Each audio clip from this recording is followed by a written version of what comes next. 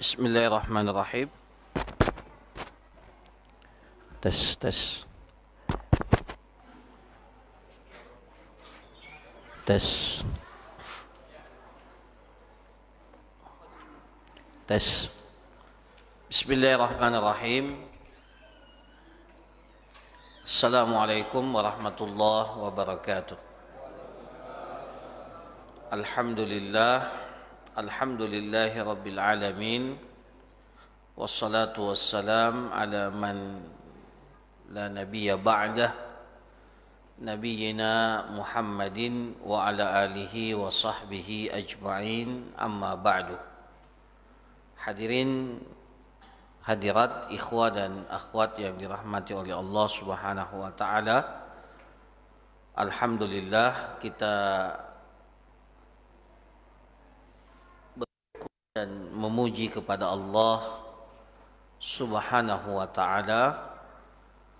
Pada malam hari ini kita kembali bersama-sama hadir di dalam majelis ilmu yang mudah-mudahan dengannya kita dapat menambah pengetahuan kita tentang agama yang mulia ini, sekaligus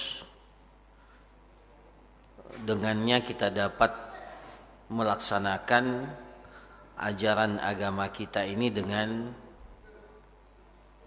berdasarkan petunjuk yang benar. Kemudian kita sudah berada pada tanggal 3 Muharram.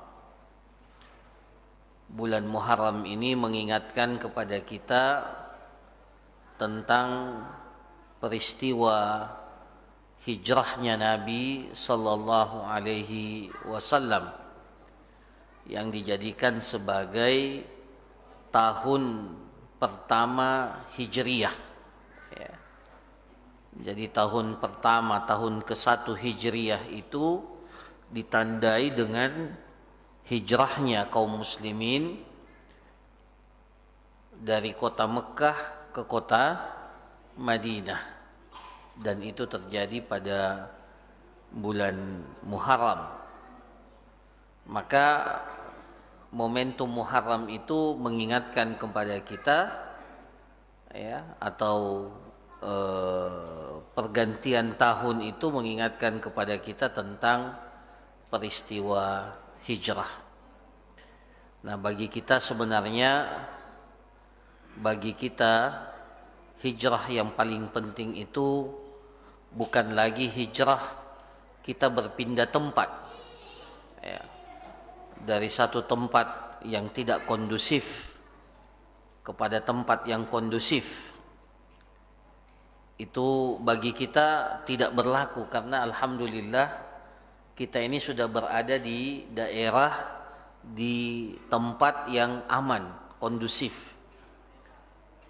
Kita dapat melaksanakan semua kewajiban-kewajiban syariat kita, bahkan menampakkan syiar-syiar agama kita dengan bebas.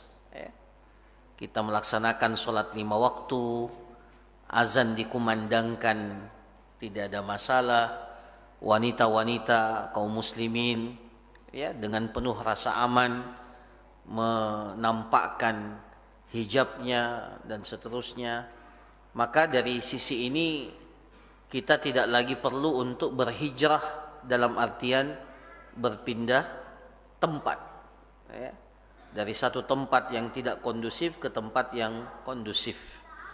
Tetapi yang diminta kepada kita itu adalah hijrah dalam bentuk perpindahan dan perubahan sikap dari sesuatu yang tidak baik menuju kepada yang baik, dari kemaksiatan kepada ketaatan, dari perbuatan yang tidak dianjurkan, tidak dituntunkan, kepada perbuatan yang dianjurkan dan diajarkan, dari bid'ah, ya, ke sunnah, ya.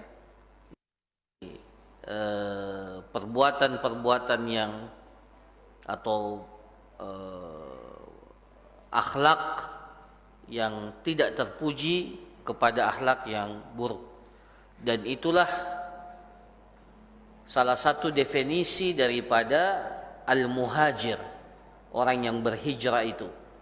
Rasulullah sallallahu alaihi wasallam sendiri yang menamakan bahwa al-muhajir man hajara manahallahu anhu.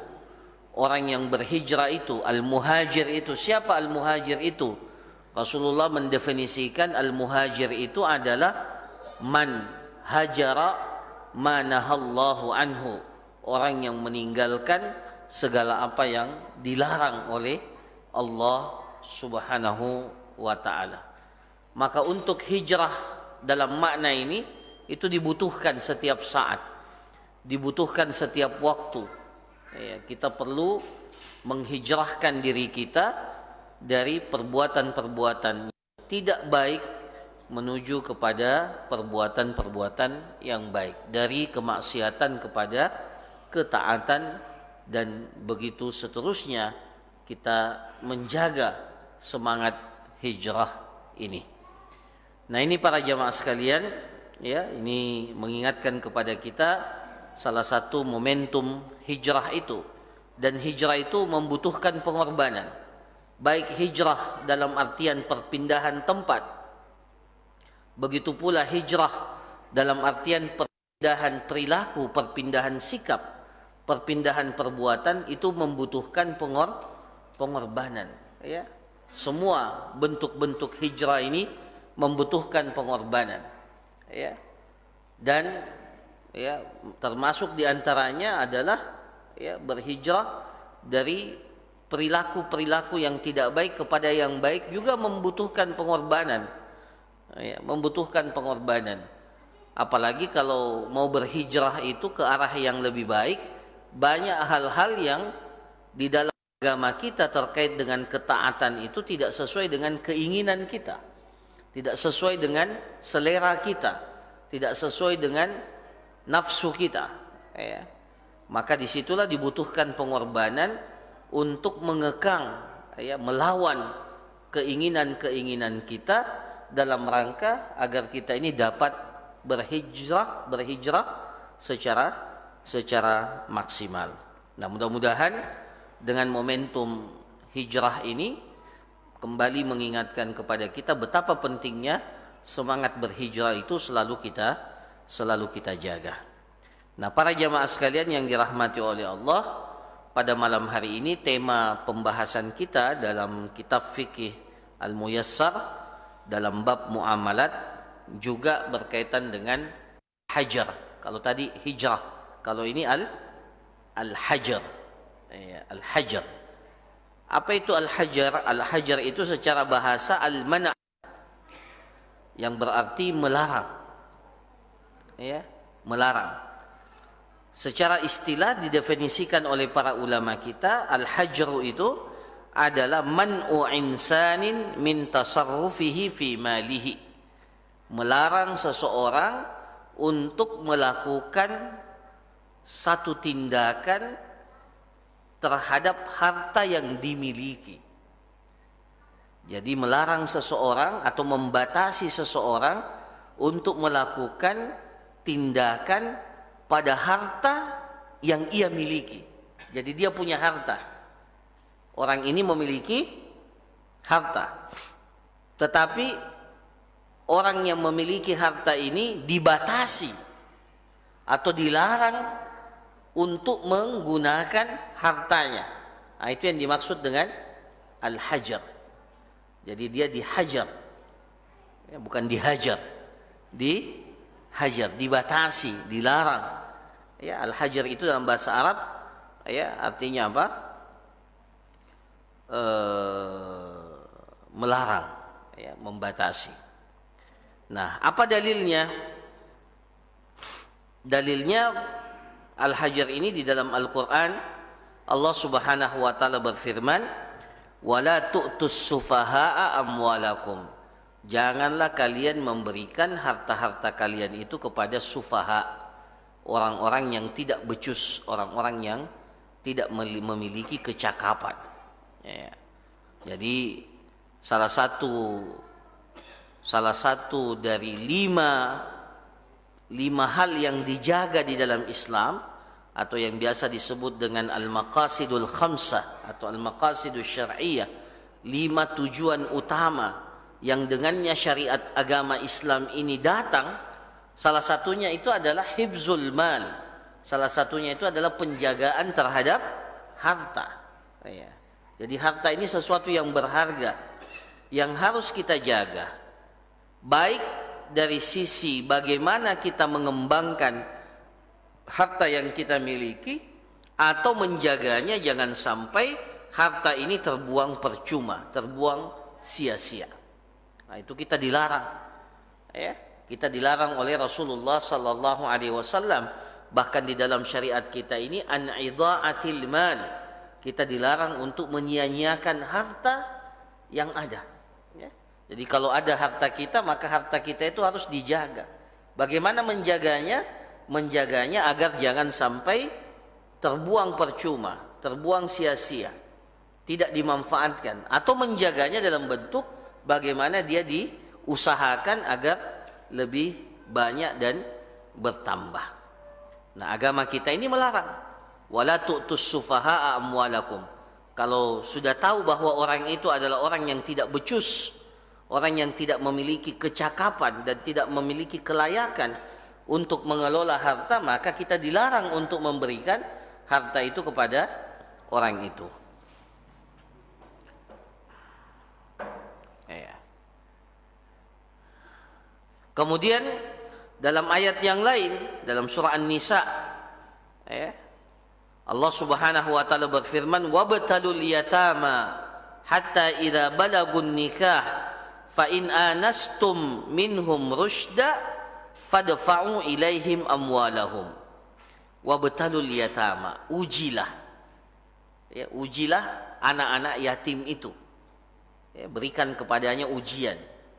Wabtalul yatama hatta idza balagun nikah, ketika anak yatim itu sudah mencapai usia pernikahan, ya, ketika dia sudah besar. Ya, anak yatim itu adalah anak yang ditinggal mati oleh bapaknya ketika dia masih kecil. Nah, itu anak yatim. Dan ternyata bapaknya meninggalkan harta yang banyak, warisan bagi anak yatim ini. Tapi boleh tidak harta itu diberikan kepada anak yatim itu yang masih kecil itu? Tidak boleh. Ya, tidak boleh diberikan, meskipun ini hartanya. Ya, meskipun ini hartanya, harta anak yatim, maka tidak boleh harta itu diberikan langsung kepada anak itu. Ya, harta itu harus dititipkan terlebih dahulu kepada siapa? Kepada wali anak yatim. Ya, jadi memang ada istilah waliyul yatim, walinya anak yatim yang ditunjuk, atau kerabat terdekat yang dikenal amanah yang dapat menjaga harta anak yatim. Kalau tidak ada, maka harus ditunjuk siapa orang yang amanah untuk menjaga harta anak yatim itu. Nah, wabtalul yatama, maka untuk menguji apakah nanti ketika dia besar, ketika dia sudah besar, dia itu cakap, layak, memiliki kecakapan dalam mengelola harta, maka diperintahkan untuk diuji. Wabtalul yatama hatta idza balagun nikah. Ujilah anak-anak yatim itu ketika mereka sudah besar, menginjak usia pernikahan, sudah balik, sudah besar. Hatta balagun nikah fa in anastum minhum rusyda. Kalau engkau telah mendapatkan darinya rusyda, ada namanya istilah ar-rusydu. Ar-rusydu itu adalah, ya, ar-rusydu itu adalah as-salah, ya, husnul tasarruf fil mal. Ar-rusydu itu adalah satu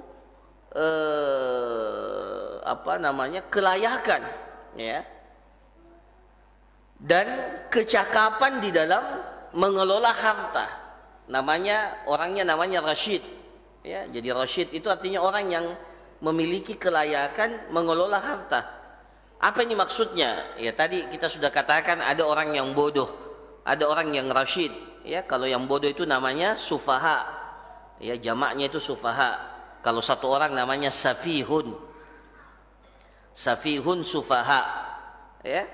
Nah, kalau orang yang cakap dalam syariat kita, cakap dalam mengelola harta namanya rasyid. Ya, ar-rusydu, sifatnya itu ar-rusydu. Memiliki kecakapan, kelayakan. Nah, bagaimana caranya? Maka diberikan ujian. Ya, dikasih ujian. Umpamanya diberikan uang dalam jumlah yang lumayan, ya, dikasih uang. Ya, kemudian setelah itu kita lihat uang itu dia pergunakan untuk apa? Ya, uang itu dipergunakan untuk apa? Kalau dia pakai uang itu hanya untuk berfoya-foya, hanya untuk sekedar maka dia belum memiliki kelayakan. Tapi kalau dia mampu menjaga uang itu, ya, menjaga uang itu dengan baik, ataupun dia pergunakan, tapi dia pergunakan dalam hal-hal yang bermanfaat sesuai dengan kebutuhannya, maka disitulah ya wali anak yatim itu harus mengembalikan seluruh harta anak yatim itu kepada anak itu. Makanya dalam ayat ini dikatakan, fa in anastum minhum rusda, kalau kalian melihat bahwa pada anak yatim yang sudah besar itu ada kelayakan, ada kecakapan dalam mengelola harta, fadfa'u ilaihim amwalahum, maka serahkan kembali harta yang mereka miliki itu.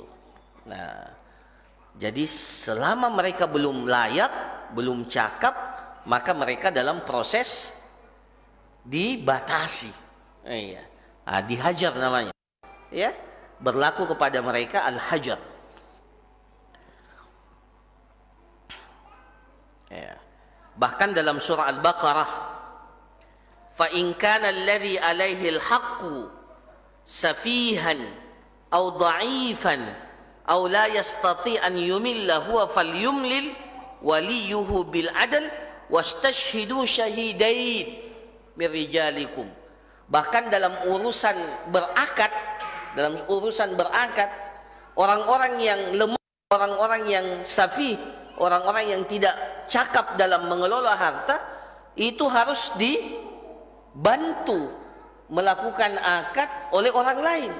Ya, Allah Subhanahu wa taala mengatakan, fa in kana alladhi alaihi alhaq, kalau dia memiliki tanggungan, ya, katakanlah dia harus melakukan alaihil haq, ya, dia yang harus bertanggung jawab pada sesuatu.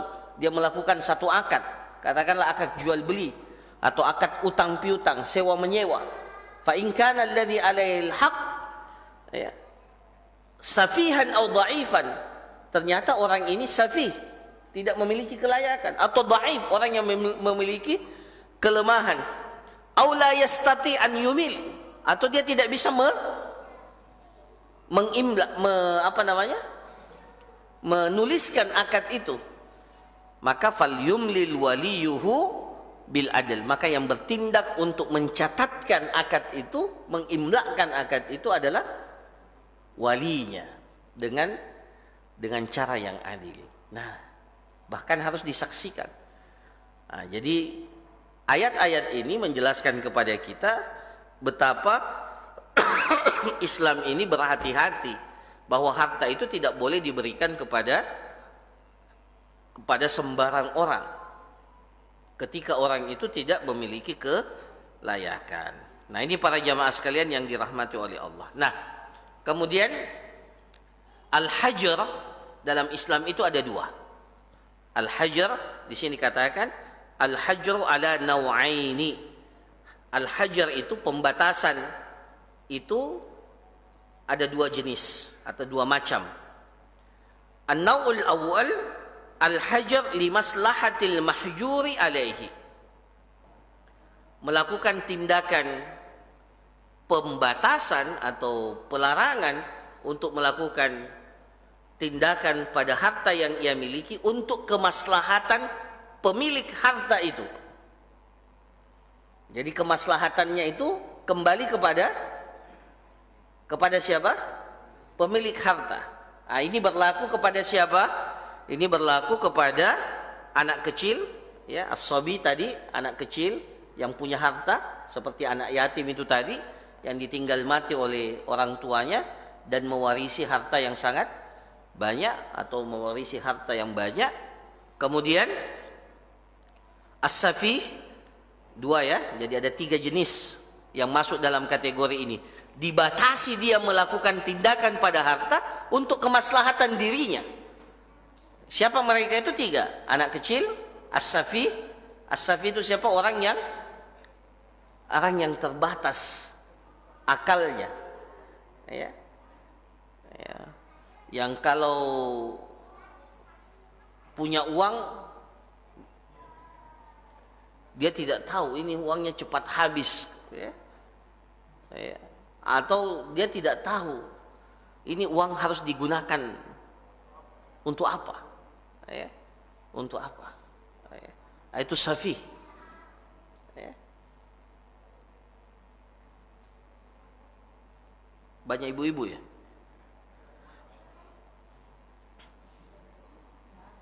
Dan saya pernah baca dalam tafsir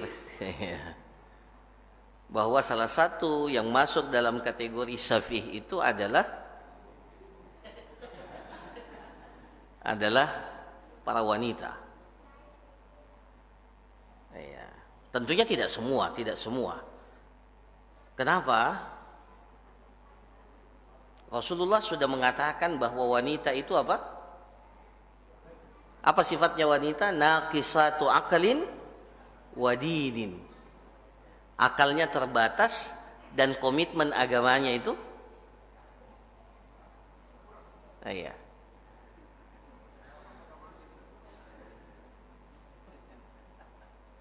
Kalau tidak percaya silahkan coba.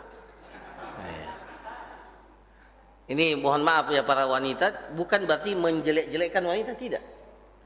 Agama kita ini datang dan makanya persaksian atas harta, pada harta, kalau laki-laki itu 1, wanita itu harus 2. Ya. Berarti ada sisi kelemahan yang harus ditutupi kalau dalam masalah harta. Begitu pula dalam masalah agama. Kenapa dikatakan naqisatu aqli? Bukan saya yang bilang ini ya. Kalau mau protes Rasulullah SAW. Ya. Naqisatu aqlin wa dinin. Akalnya terbatas dan komitmen agamanya juga kurang. Ya. Kenapa kurang komitmen agamanya? Ada waktu-waktu di mana wanita itu tidak bisa melakukan ibadah. Ya. Ketika datang bulan dan seterusnya, ketika nifas, ya, dia tidak boleh sholat. Maka dari sisi itu ada kualitas agamanya yang berkurang di saat-saat kondisi-kondisi tertentu. Maka harus dikuatkan. Ya, makanya wanita itu harus didampingi oleh, ketika dia bersaksi harus didampingi oleh wanita yang lain. Iya. Nah ini para jamaah sekalian. Nah termasuk diantaranya dalam penggunaan harta. Ya, penggunaan harta.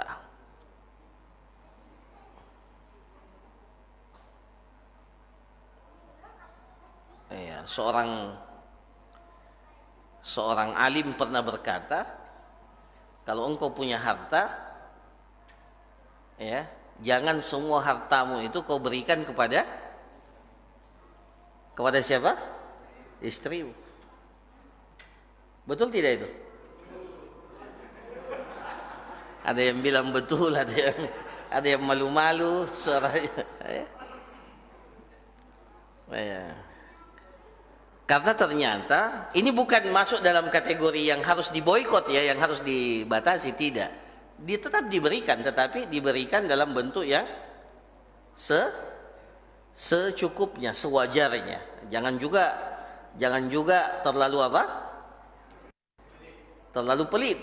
Nah, ya. Kalau terlalu pelit, maka seorang istri dibolehkan untuk mencuri harta suaminya. Nah, itu sebaliknya. Dalam riwayat hadis, ya, ada seorang wanita datang kepada Rasulullah dan mengatakan, ini suami saya apa? Ya, kikir sekali. Sampai-sampai nafkah untuk saya dan anak saya tidak cukup. Ya, maka Rasulullah mengatakan, khudhi ma yakfiki wa waladiki bil ma'ruf. Ambil, ya, ambil harta suamimu itu, ya, sembunyi-sembunyi, dia tidak tahu apa yang cukup bagimu dan untuk anakmu. Ya. Jadi hukum asalnya dalam Islam, ini mohon maaf, tolong kalau saya salah ini tolong ditegur. Ya. Hukum asalnya dalam Islam yang memegang harta sepenuhnya itu adalah seorang suami. Ya, karena hadis ini menjelaskan khudhi ma yakfiki wa waladiki. Jadi hukum asalnya suamilah yang memegang harta itu. Betul dia berikan kepada istrinya apa yang menjadi tapi jangan biarkan wanita itu yang mengurus harta itu. Ya.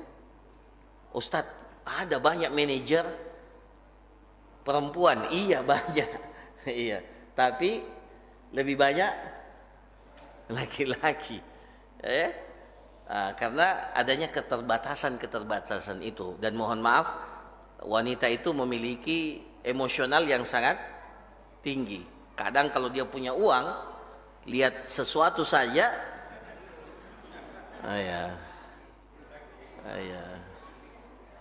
ini masuk pengalaman pribadi juga ini. Lihat sesuatu yang dia suka, waduh. Padahal kita tahu, ya, katakanlah dia sudah punya pakaian, ya, punya apa yang disuka wanita itu, tas, ya, itu ada yang mengaku tas, ya. Padahal bulan lalu baru dibelikan tas. Lihat lagi tas, ya, biasa kita bilang sama keluarga kita sih, ini kayaknya tasnya ini sesuai dengan warna baju, saking banyaknya. Jadi kalau bajunya warna ini, tasnya juga harus warna ini.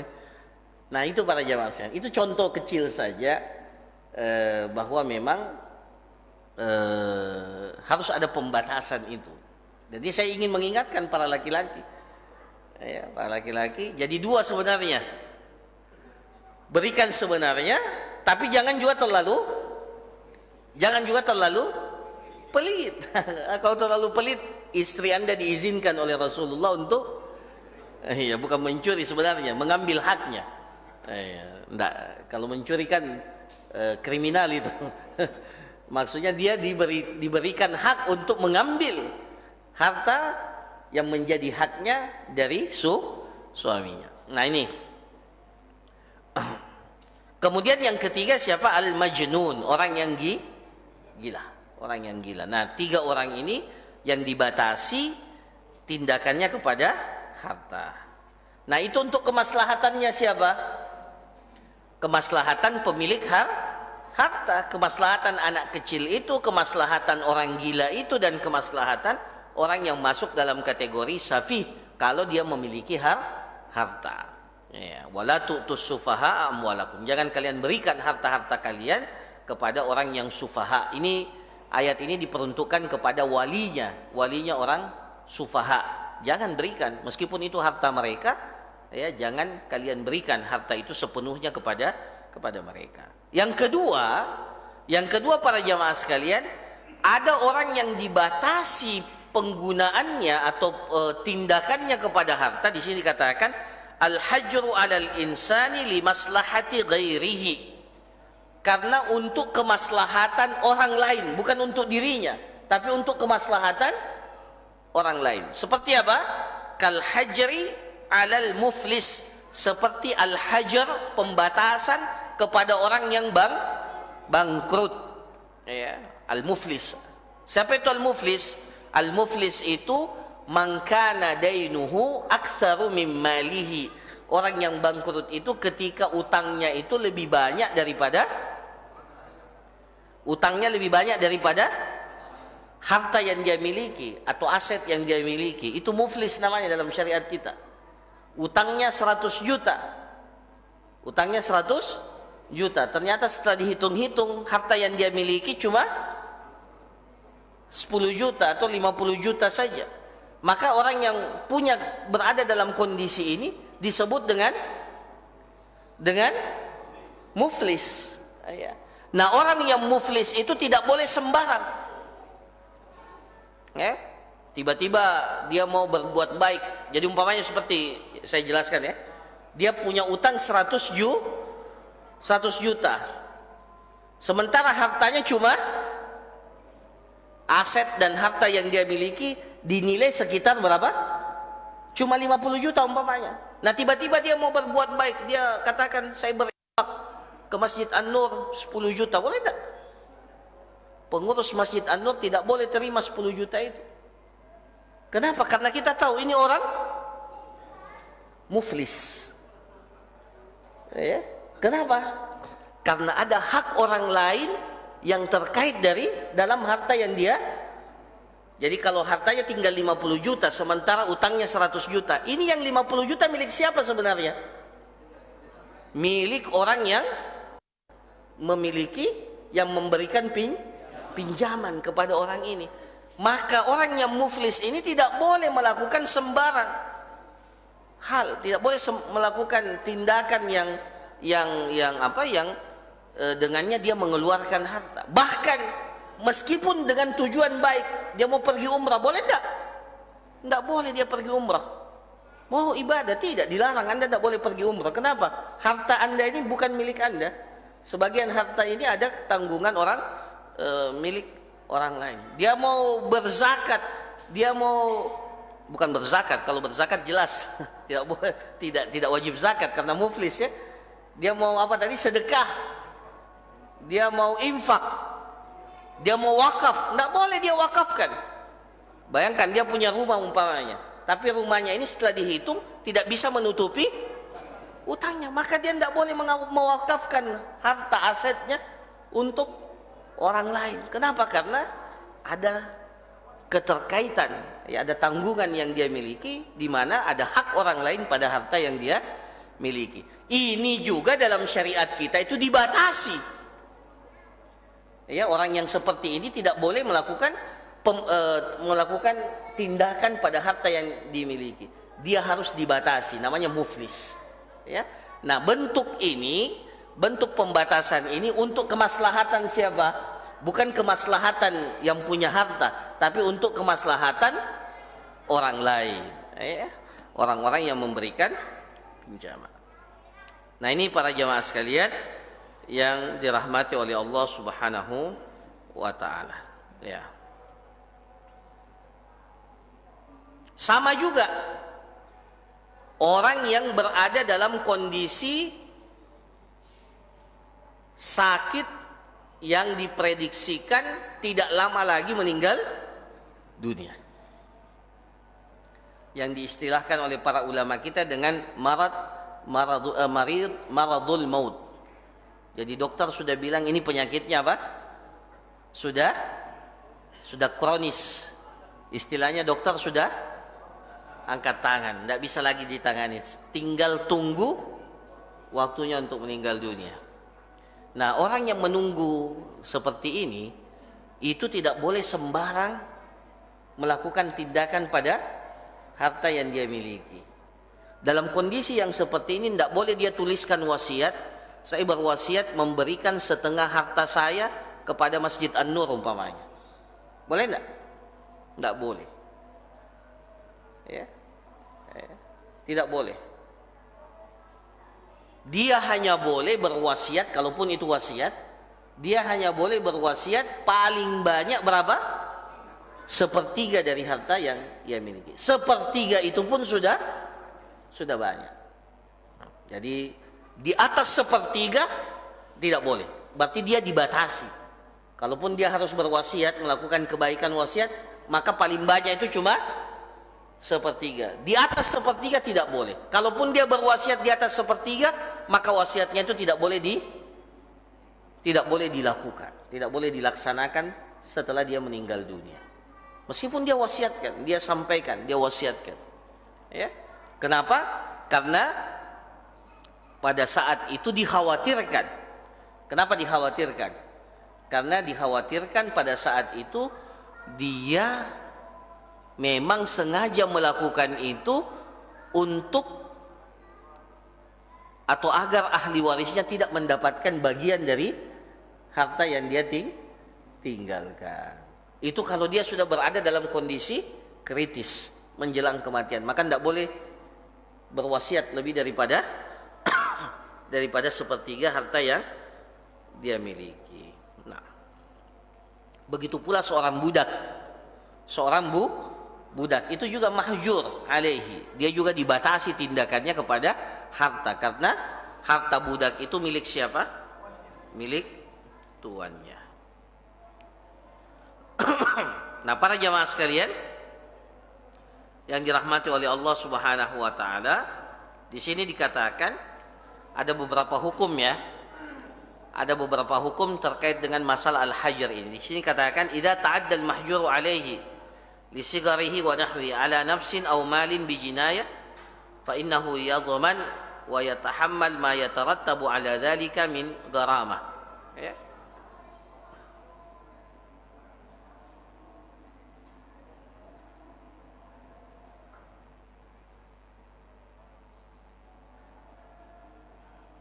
Ya. Jadi kalau ada anak kecil atau ada orang gila, ya, atau ada orang yang terbatas akalnya, diberikan harta atau maaf, dia merusak harta orang lain, merusak harta, wajib nggak diganti? Jadi kalau ada anak kecil, dia rusakkan atau merusak harta milik orang lain. Umpamanya ada anak kecil di luar, tiba-tiba dia coret-coret mobilnya orang pakai batu.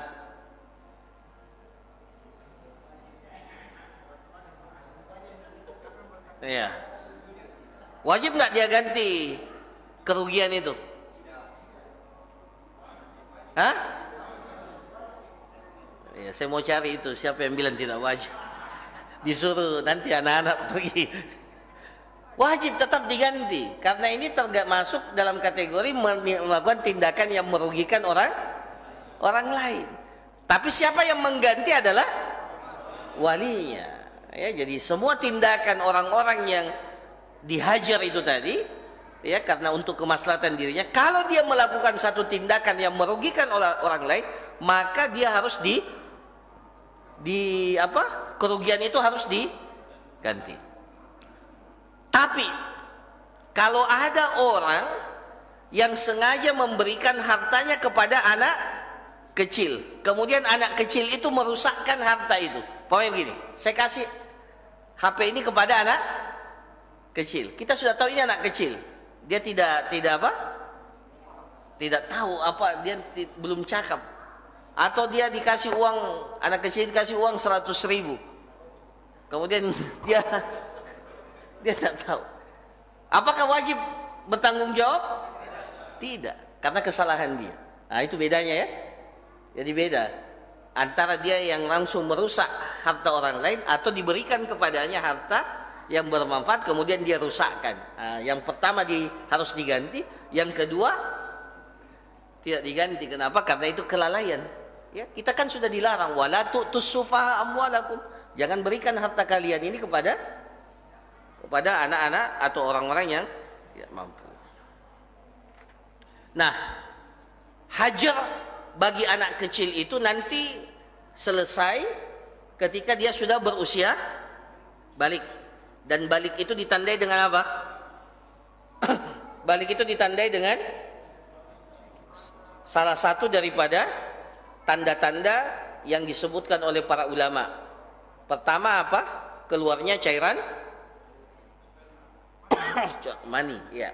Kemudian yang kedua, kalau maninya atau cairannya belum keluar, apa tandanya yang kedua? Tumbuhnya bulu-bulu di sekitar kemaluan, yang di depan, ya, al-qubul.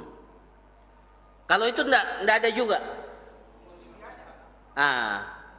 Umur 15 tahun. Jadi kalau dia sudah sampai umur 15 tahun, maka otomatis dia dikategorikan balik. Khusus bagi wanita itu dengan keluarnya darah haid. Tapi belum cukup dengan usia balik itu, harus ditambah dengan yang kedua. Dikatakan dia jadi al-hajarnya nanti itu dicabut itu kalau dia juga sudah sampai pada tingkatan ar-rusydu. Ya, jadi bukan hanya sekedar balik. Ya, anak-anak banyak yang balik. Ya, tapi ketika diberikan uang masih belum memiliki kelayakan dalam menggunakan harta uang itu, apalagi kalau sudah dalam jumlah yang banyak. Ya. Nah, begitu pula dengan orang yang gila, hajarnya itu diangkat kalau dia sudah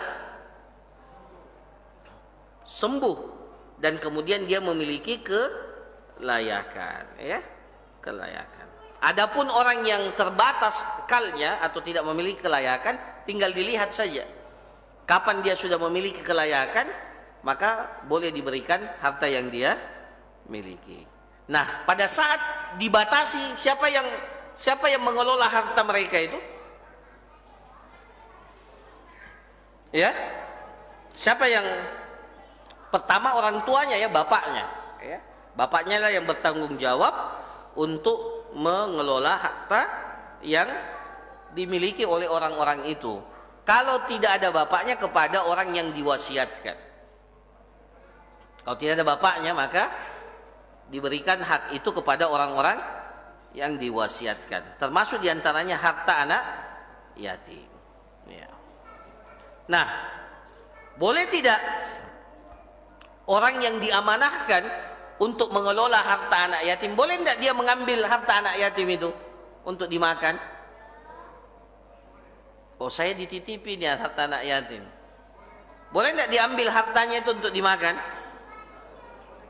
Innal ladzina ya'kuluna amwalal yatama zulman innama ya'kulu fi butunihim nara wa sayaslawna sa'ira. Sesungguhnya orang-orang yang memakan harta anak yatim dengan cara yang zalim, sesungguhnya mereka pada hakikatnya memakan api.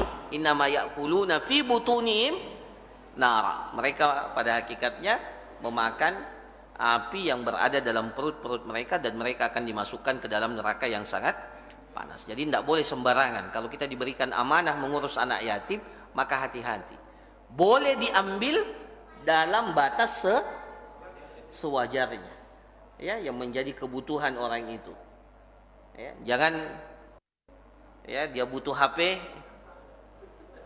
dia ganti HP-nya pakai apa? Harta anak yatim. Ya. Padahal HP-nya masih bagus dan tidak butuhkan, tapi ya namanya akhirnya dia beli HP baru pakai harta anak yatim. Ya. Nah, ini nanti hati-hati. Ya. Nah, kemudian bagi orang yang berutang dan belum jatuh tempo utangnya, boleh tidak dibatasi tindakannya? Tidak boleh. Jadi selama belum jatuh tempo, maka dia boleh melakukan tindakan pada harta yang dia, kecuali kalau ternyata utangnya sudah jatuh tempo dan ternyata utangnya itu lebih banyak daripada harta yang dia miliki, maka dia dalam kondisi dibatasi tindakannya kepada harta.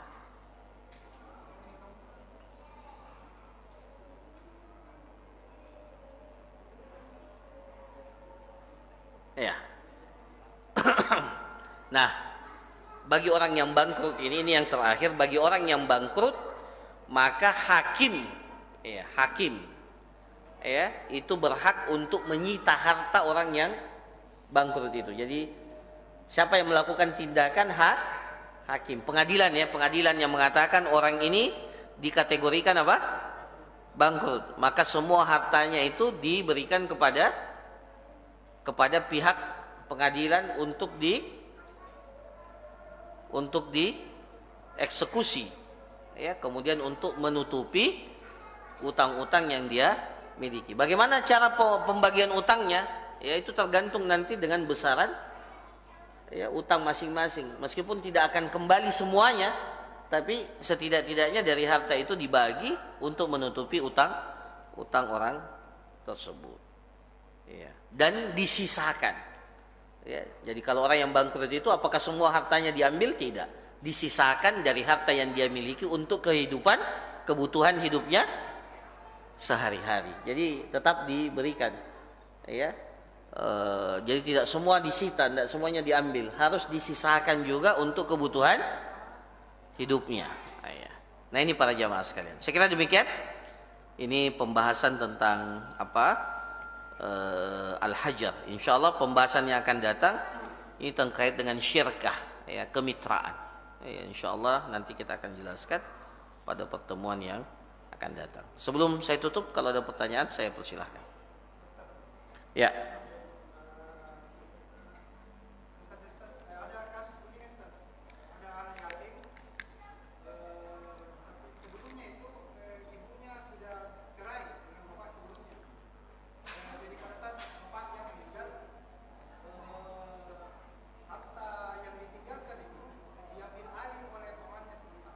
Ya.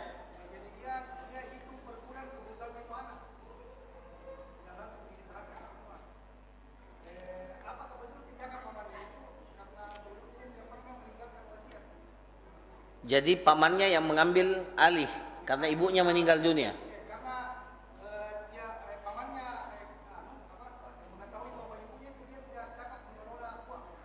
Oh, ibunya masih hidup. Cerai sebelum harta itu milik bapaknya. Oke. Maka otomatis jadi warisan anaknya. Iya. Oleh pamannya, bukan oleh ibunya.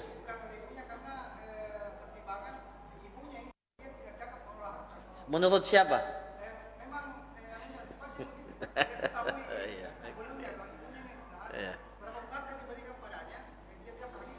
Iya.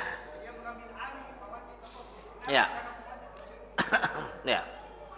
Sudah betul.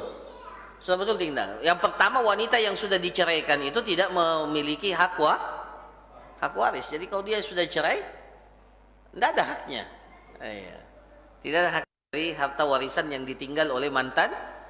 Tapi kalau dia punya anak dari laki-laki itu, maka yang berhak mendapatkan warisan itu adalah anaknya, bukan. Jadi kalau pada saat itu sudah betul bahwa karena memang wanita ini tidak lagi memiliki hak terhadap harta itu. Jadi kalau diambil alih oleh pamannya, apalagi dipandang kalau diberikan kepada ibunya, ini akan apa? Iya. Betul. Ya. Maka bisa jadi akan tidak dipergunakan pada tempat yang semestinya. Maka sudah tepat diberikan hartanya itu dan dihitung apa yang menjadi kebutuhan anaknya itu selama 1 bulan diberikan seperti itu. Wallahu a'lam. Bisa ada?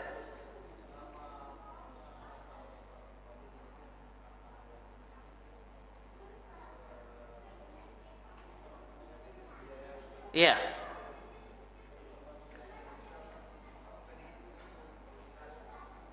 Maksudnya?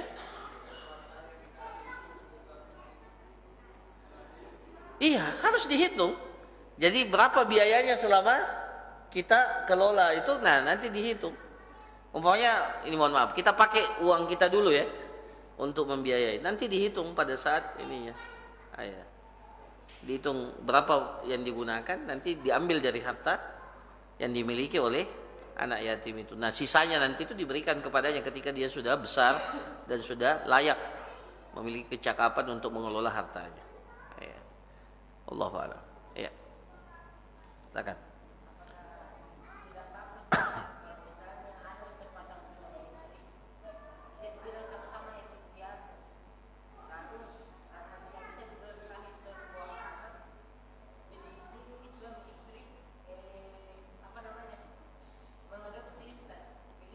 Maksudnya gimana? Sama-sama yatim piatu. Ya. Iya.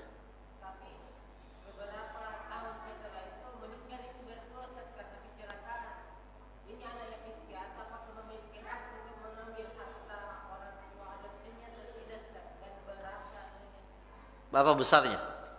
Berapa besarannya?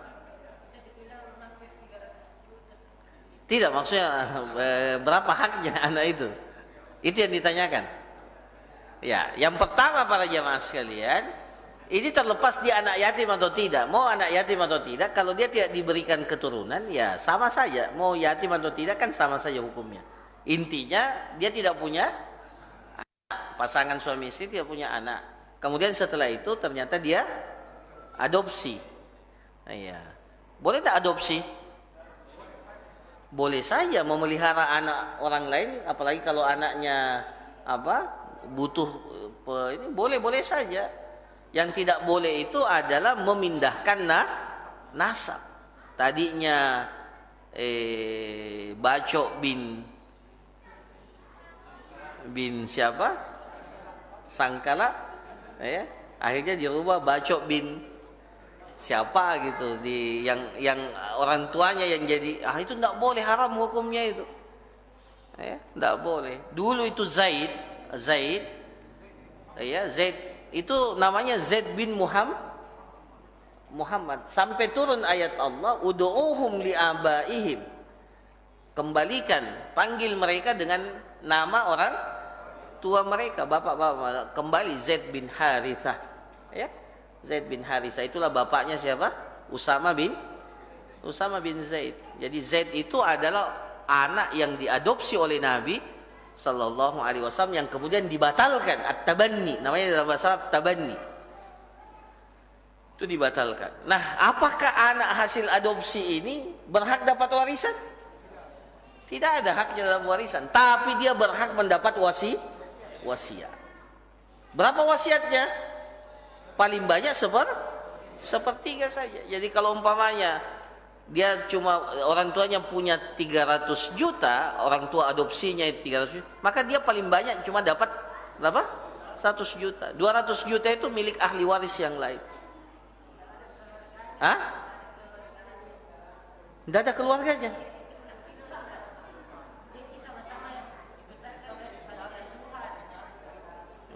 Sama-sama. Oh, iya, baru saya paham.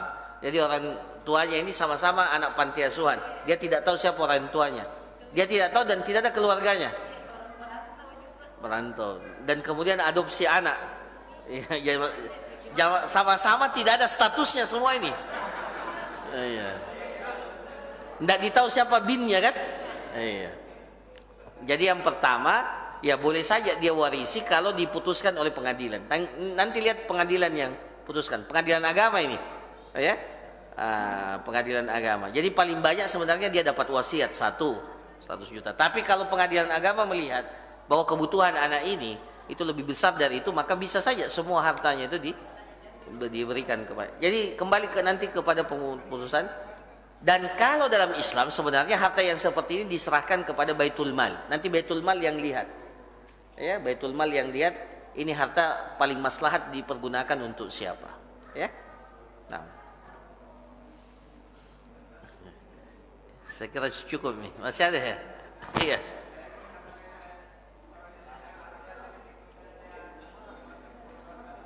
Ya.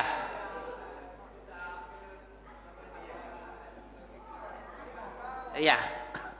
Boleh dia mengambil harta anak yatim kalau dia miskin sebagai upah atas penjagaannya terhadap harta anak yatim itu, tapi dalam batasan yang sewajarnya, ya, sewajarnya. Jadi sewajarnya, tidak boleh sewajarnya 1 juta diambil 1,5 juta, 1,5 juta, yang setengah jutanya itu jadi api neraka dalam perutnya, ya, itu boleh, tapi sewajarnya.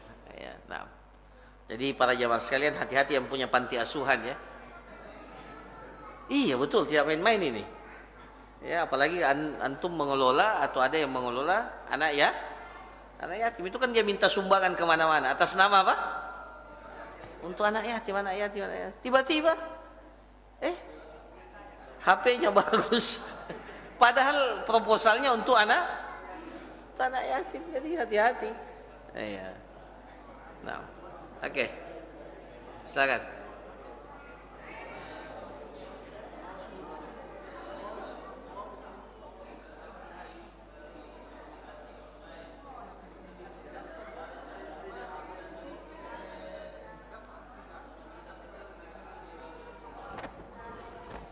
Oh, ini di luar ini ya?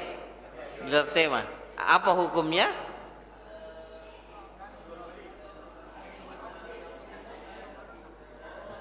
Dikatakan jual beli enggak itu? Melakukan akad enggak? Melakukan akad kan? Iya, tapi dia melakukan akad. Iya. Maka kalau saya wallahu alam sebaiknya jangan dia lakukan seperti itu masjid. Dan masjid bukan tempat untuk itu. Nah, iya. Ya, tempat untuk itu. Makanya saya selalu nasihati orang yang iktikaf di 10 hari terakhir Ramadan. Nah, iya, iktikaf betul tapi jualan online-nya jalan terus. Nggak tercapai tujuan iktikaf itu. Ya. Alhamdulillah saya 10 hari iktikaf di masjid. Tapi apa? Ternyata jualannya lebih kencang lagi. Maka kita katakan, ini ndak apa? Tujuannya kita beriktikaf dan masjid memang bukan tujuannya untuk itu. Ya, jadi paling bagus sebelum masuk masjid atau ini selesaikan dulu urusan-urusan yang seperti itu. Ya. Ini lagi dibahas dalam Dewan Syariah. Termasuk juga mengumumkan, ya, mengumumkan tawaran atau iklan satu barang. Siapa yang mau beli kapling? Tapi mengumumkannya di mana? Di masjid. Ya, siapa mau beli apa gitu. Nah, itu juga lagi dibahas di Dewan Syariah. Mudah-mudahan nanti ya ada. Tapi memang sebaiknya hal-hal yang seperti jangan dilakukan di masjid. Ya. Barakallahu fikum, jazakumullah khairan. Subhanakallahumma rabbana wa bihamdik nasyhadu an la ilaha illa anta astaghfiruka wa atubu ilaik. Wa sallallahu ala nabiyyina Muhammad wa ala alihi washabihi ajmain. Assalamualaikum warahmatullahi wabarakatuh.